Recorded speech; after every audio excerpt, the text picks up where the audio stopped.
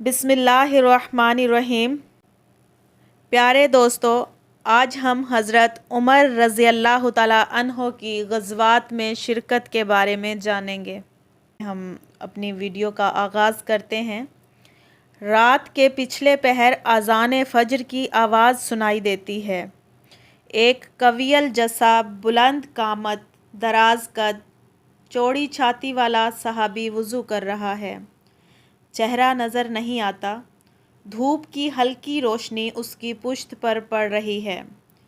یہ حضرت عمر فاروق رضی اللہ تعالیٰ عنہ ہیں، اسلام کے وہ پہلوان جن کی ہیبت سے شیطان بھی راستہ بدل لیتا ہے۔ مدینہ کے باہر بدر کا میدان سجا ہے، ریت اڑ رہی ہے، گرم ہوا، آسمان پر بادلوں کی تہیں، اور سامنے 3 گنا بڑا دشمن کا لشکر۔ 313 مسلمان، کمزور ہتھیار مگر دل لوہے کے۔ حضرت عمر رضی اللہ تعالیٰ عنہ اپنے بھائی زید بن خطاب کے ساتھ صف میں کھڑے ہیں۔ نبی کریم صلی اللہ علیہ وآلہ وسلم دعا مانگ رہے ہیں، ہاتھ آسمان کی طرف بلند ہیں۔ یا اللہ، اگر یہ چند لوگ بھی مارے گئے تو روئے زمین پر تیرا نام لینے والا کوئی نہ بچے گا۔ حضرت عمر رضی اللہ تعالیٰ عنہ کے ہاتھ میں تلوار ہے، آسمان کی طرف دیکھتے ہیں، کہتے ہیں، اے اللہ، تیرے نبی کی دعا رد نہ ہو، ہمیں فتح دے۔ جنگ شروع ہوتی ہے، حضرت عمر کا جوش دیکھنے والا ہے۔ وہ آگے بڑھتے ہیں، قریش کے نامور سرداروں کو للکارتے ہیں، ان کی ضربوں سے دشمن پیچھے ہٹتا ہے۔ حضرت عمر رضی اللہ تعالیٰ عنہ کا ہر وار یہ بتاتا ہے کہ اسلام صرف تسبیح سے نہیں، قربانی اور ہمت سے بھی چلتا ہے۔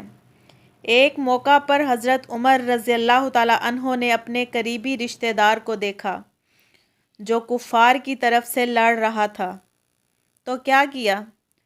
تلوار بلند کی اور فرمایا کہ آج خون کا رشتہ نہیں، دین کا رشتہ ہے۔ یہ صرف لڑائی نہیں، یہ باطل کے خلاف سینہ سپر ایمان کی علامت تھی۔ اب بات کرتے ہیں غزوہ احد کی، جہاں ایمان کے ساتھ آزمائش بھی اتری۔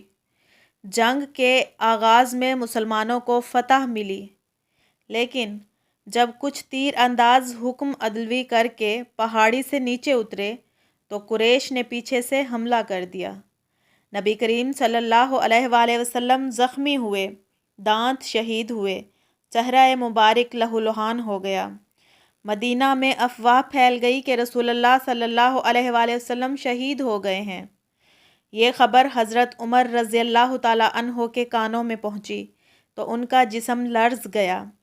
پھر وہ سنبھلے، تلوار سنبھالی، نبی کریم صلی اللہ علیہ وآلہ وسلم کی تلاش میں نکلے۔ کچھ صحابہ پیچھے ہٹ چکے تھے۔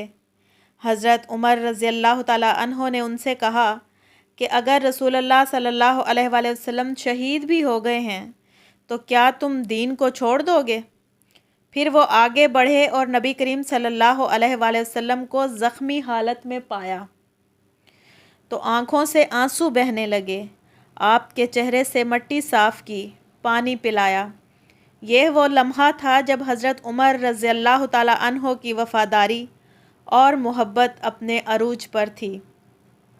وہ صرف تلوار کے سپاہی نہیں تھے، وہ محبت رسول صلی اللہ علیہ وآلہ وسلم کے محافظ تھے۔ اب آتے ہیں غزوہ خندق پر، وہ جنگ جو خالی تلوار کی نہیں، حکمت، صبر اور مشقت کی جنگ تھی۔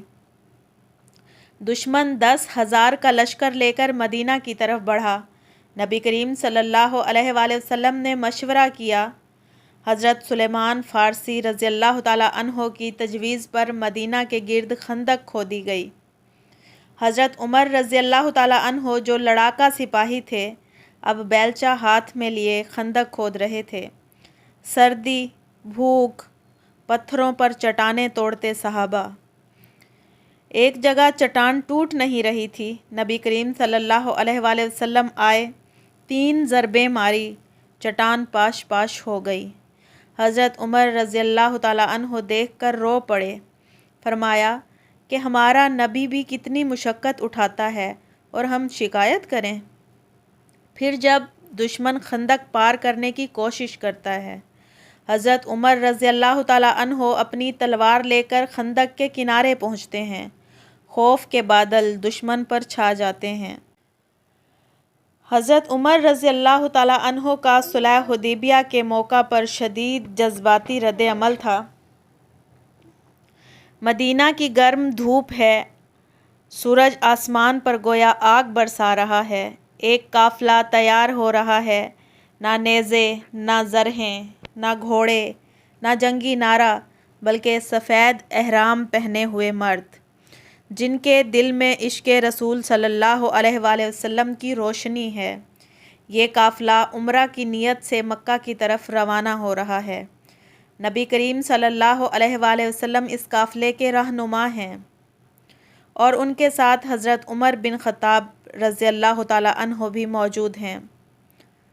دراز قد، مضبوط جسم، چہرہ دھوپ کی تپش سے سرخ مگر چال میں وقار۔ ان کے کندھے پر تلوار نہیں، ایک نرم سفید چادر ہے، کیونکہ ارادہ جنگ کا نہیں، زیارت خانہ کعبہ کا ہے۔ یہ قافلہ حدیبیہ کے مقام پر رک جاتا ہے۔ خبر آتی ہے کہ قریش مکہ نے مسلمانوں کو روکا ہے اور کہا ہے کہ تم مکہ میں داخل نہیں ہو سکتے۔ نبی کریم صلی اللہ علیہ وآلہ وسلم نے نرمی اختیار کی، سفیر بھیجے، مگر قریش نے گستاخی، ہٹ دھرمی اور غرور کا مظاہرہ کیا۔ حضرت عمر رضی اللہ تعالیٰ عنہ جو اسلام کے شیر کہلاتے ہیں، اپنی جگہ پر بے قرار کھڑے ہیں۔ ان کے قدم تھر تھرا رہے ہیں، جذبات کی آگ اندر دہک رہی ہے۔ وہ نبی کریم صلی اللہ علیہ وآلہ وسلم کے قریب آتے ہیں، آواز میں درد، الفاظ میں غیرت۔ یا رسول اللہ، کیا ہم حق پر نہیں؟ کیا وہ باطل پر نہیں؟ تو پھر ہم کیوں دب کر صلح کریں؟ نبی کریم صلی اللہ علیہ وآلہ وسلم نرمی سے جواب دیتے ہیں کہ ہاں عمر، ہم حق پر ہیں اور اللہ ہماری مدد فرمائے گا۔ مگر حضرت عمر رضی اللہ تعالیٰ عنہ کا دل ماننے کو تیار نہیں۔ جس نے بدر اور احد میں دشمنوں کو بھاگتے دیکھا ہو، جس نے اسلام کے لیے خون بہایا ہو، اسے یہ نرم رویہ اور پیچھے ہٹنا سمجھ نہیں آتا۔ صلح کی شرائط آ جاتی ہیں، صلح نامہ تیار ہوتا ہے، مگر ہر شرط قریش کے حق میں لگتی ہے۔ اس سال مسلمان عمرہ نہیں کریں گے۔ نمبر 2، اگر کوئی مکہ سے مدینہ آئے تو وہ واپس بھیجا جائے گا۔ نمبر 3، مگر اگر کوئی مدینہ سے مکہ آئے تو وہ واپس نہیں آئے گا۔ حضرت عمر رضی اللہ تعالیٰ عنہ کی آنکھوں میں آنسو آ جاتے ہیں۔ وہ شدت جذبات میں ابو بکر صدیق رضی اللہ تعالیٰ عنہ کے پاس جاتے ہیں۔ کیا یہ نبی صلی اللہ علیہ وآلہ وسلم اللہ کے رسول نہیں؟ ابو بکر کہتے ہیں کہ کیوں نہیں، ضرور ہیں۔ تو پھر ہم کیوں دب کر رہیں؟ ابو بکر صدیق رضی اللہ تعالیٰ عنہ فرماتے ہیں کہ عمر، وہ اللہ کے رسول ہیں، اللہ کی رضا میں ہی فتح ہے۔ یہ جواب حضرت عمر رضی اللہ تعالیٰ عنہ کو خاموش کر دیتا ہے، مگر دل ابھی تک غم سے بھرپور ہے۔ حضرت عمر رضی اللہ تعالیٰ عنہ رات کو تنہا بیٹھے ہیں، مدینہ کی طرف دیکھتے ہیں۔ آسمان پر تارے جگمگا رہے ہیں، مگر دل میں اندھیرا ہے۔ کہتے ہیں کہ مجھے آج بھی اس صلح پر شدید دکھ ہے، مگر بعد میں سمجھ آیا کہ نبی کریم صلی اللہ علیہ وآلہ وسلم کی اطاعت ہی اصل کامیابی ہے۔ کچھ دن بعد اللہ نے اس صلح کو فتح مبین قرار دیا۔ اسی صلح کے نتیجے میں مکہ والوں کو مسلمانوں کی دعوت سننے کا موقع ملا، اسلام تیزی سے پھیلا، اور 2 سال بعد فتح مکہ کا عظیم دن آیا۔ حضرت عمر رضی اللہ تعالیٰ عنہ نے تب کہا کہ آج سمجھ آیا کہ نبی کریم صلی اللہ علیہ وآلہ وسلم کی ہر بات اللہ کے اذن سے ہوتی ہے۔ اب اللہ کے حکم سے فتح مکہ کا دن آتا ہے۔ مدینہ کی صبح ہے، ایک پروقار، پرسکون مگر فیصلہ کن دن طلوع ہوا ہے۔ نبی کریم صلی اللہ علیہ وآلہ وسلم نے تمام قبائل مسلمین کو جمع کر لیا ہے۔ 10,000 صحابہ، ایمان کی چمک آنکھوں میں، تلواریں نیام میں، دلوں میں یقین اور لبوں پر سکوت۔ حضرت عمر بن خطاب رضی اللہ تعالیٰ عنہ اس لشکر میں نمایاں نظر آتے ہیں۔ دراز قد، مضبوط جسم، چہرہ متین، نگاہوں میں ایک آگ لیکن دل میں عفو کا نور۔ لباس سادہ ہے، ایک سرمئی رنگ کا خرقہ، سر پر سفید عمامہ اور ہاتھ میں تلوار، مگر وہ تلوار اب نہیں کہتی کہ آؤ لڑو، بلکہ کہتی ہے آؤ ظلم کو مٹا کر رحمت کا پرچم بلند کریں۔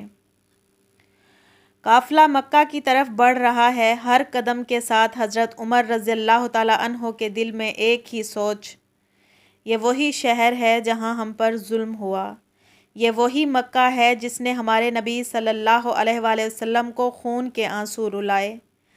آج اگر اللہ نے ہمیں عزت دی ہے تو ہم بھی بدلہ نہیں لیں گے، عدل، حلم اور رحمت کا مظاہرہ کریں گے۔ قریش کی ہمت ٹوٹ چکی ہے، مسلمان 3 اطراف سے شہر میں داخل ہوتے ہیں۔ حضرت عمر رضی اللہ تعالیٰ عنہ اس دستے میں ہیں جو قبیلہ خزاع کے ساتھ داخل ہوتا ہے۔ ان کے ہاتھ میں جھنڈا ہے، اسلام کا، انصاف کا، امن کا۔ کوئی نعرہ نہیں، کوئی شور نہیں، صرف خاموش وقار، اور ہر آنکھ میں ایک سوال، آج جو غالب آیا ہے کیا وہ بھی مکہ والوں کی طرح انتقام لے گا؟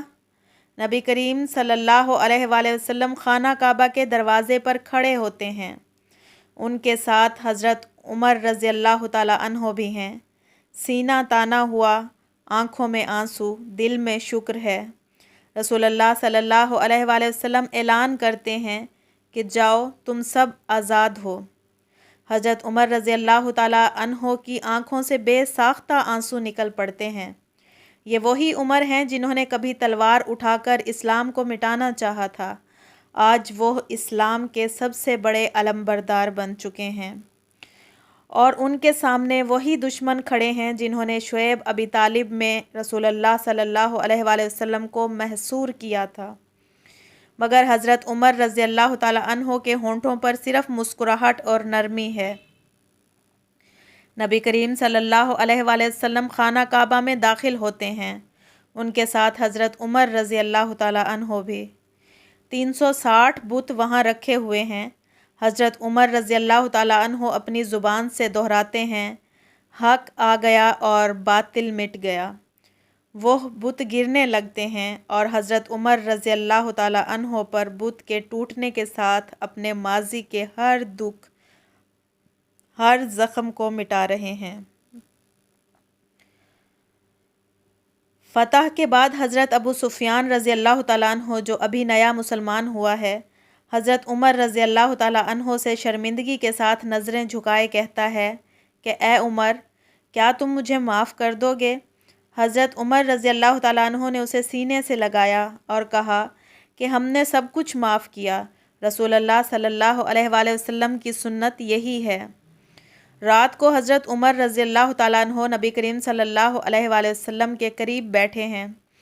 چاندنی مدینہ کی طرف اشارہ کر رہی ہے، مگر حضرت عمر رضی اللہ تعالیٰ عنہ کی آنکھیں مکہ کی دیواروں کو دیکھ رہی ہیں، جہاں انہوں نے کبھی کفر کی تلوار تھامی تھی اور آج اسلام کے پرچم کو تھامے کھڑے ہیں۔ اب ہم ذکر کرتے ہیں غزوہ تبوک میں حضرت عمر رضی اللہ تعالیٰ عنہ کی بے مثال قربانی۔ مدینہ کی دھوپ چمک رہی ہے، گرمی عروج پر ہے، کھجور کے درخت ساکن ہیں، ہوائیں رک چکی ہیں، مگر دلوں میں ہلچل ہے۔ نبی کریم صلی اللہ علیہ وآلہ وسلم نے منادی کروائی، روم کا لشکر تبوک کی جانب بڑھ رہا ہے، مسلمان تیار ہو جائیں۔ یہ کوئی عام اعلان نہیں، یہ وہ موقع تھا جب ایمان اور نفاق کے درمیان لکیر کھینچی جانے والی تھی۔ موسم شدید گرم، فاصلہ 700 کلومیٹر، پانی کی قلت، دشمن طاقتور، مسلمان تھکے ہوئے، فصلیں تیار کھڑی تھیں۔ ایسا وقت جب انسان سوچے کہ کیا واقعی ابھی جانا ضروری ہے، مگر اللہ کے راستے میں قدم بڑھانے والے سوال نہیں کرتے، وہ قربانیاں دیتے ہیں۔ رسول اللہ صلی اللہ علیہ وسلم نے فرمایا کہ جو بھی اللہ کے راستے میں صدقہ دے گا، اللہ اسے کئی گناہ بڑھا کر واپس لوٹائے گا۔ یہ آواز مدینہ کی گلیوں میں گونجتی ہے اور حضرت عمر بن خطاب کے دل میں آگ لگا دیتی ہے۔ حضرت عمر رضی اللہ تعالیٰ عنہ اپنے گھر واپس آتے ہیں، آنکھوں میں عزم، قدموں میں تیزی، اور اپنے مال کو دیکھتے ہیں۔ کھجوروں کی بوری، کچھ زمین، سواریاں، کچھ درہم و دینار، اور پھر اپنی ذات سے سوال کرتے ہیں کہ آج وہ دن ہے جب میں ابو بکر صدیق رضی اللہ تعالیٰ عنہ سے سبقت لے سکتا ہوں۔ آج میں اللہ کی راہ میں وہ دے سکتا ہوں جو میں نے سالوں میں جمع کیا۔ حضرت عمر رضی اللہ تعالیٰ عنہ اپنا آدھا مال اللہ کے راستے میں لے آتے ہیں۔ جب نبی کریم صلی اللہ علیہ وآلہ وسلم نے پوچھا کہ عمر، اپنے اہل خانہ کے لیے کیا چھوڑا؟ حضرت عمر رضی اللہ تعالیٰ عنہ نے عاجزی سے کہا کہ یا رسول اللہ صلی اللہ علیہ وآلہ وسلم، میں نے ان کے لیے بھی اتنا ہی چھوڑا ہے جتنا اللہ کے لیے لایا ہوں۔ کچھ دیر کے بعد حضرت ابو بکر صدیق رضی اللہ تعالیٰ عنہ آتے ہیں اور اپنا پورا مال اللہ کے راستے میں پیش کرتے ہیں۔ نبی کریم صلی اللہ علیہ وآلہ وسلم سوال کرتے ہیں کہ ابو بکر، اپنے گھر والوں کے لیے کیا چھوڑا؟ وہ کہتے ہیں کہ اللہ اور اس کا رسول۔ یہ منظر دیکھ کر حضرت عمر رضی اللہ تعالیٰ عنہ کی آنکھیں نم ہو جاتی ہیں۔ وہ کہتے ہیں کہ میں ابو بکر صدیق سے کبھی آگے نہیں بڑھ سکتا۔ اب لشکر اسلام روانہ ہو رہا ہے حضرت عمر رضی اللہ تعالیٰ عنہ کے ساتھ۔ نہ گھبراہٹ ہے، نہ پچھتاوا ہے، نہ دنیا کی محبت ہے، بلکہ دل مطمئن ہے کہ میرا مال بھی گیا، میرا وقت بھی، اگر جان بھی جاتی ہے تو کیا بات ہے۔ تبوک کے میدان میں مسلمان خیمہ زن ہوتے ہیں۔ نہ کوئی جنگ ہوئی، نہ کوئی خون بہا، لیکن فیصلہ ہو چکا تھا۔ فیصلہ اسی جذبے کا جس میں حضرت عمر رضی اللہ تعالیٰ عنہ اور دیگر صحابہ نے دنیا کو بتا دیا کہ اسلام تلوار سے نہیں، قربانی، محبت اور اللہ پر یقین سے جیتا ہے۔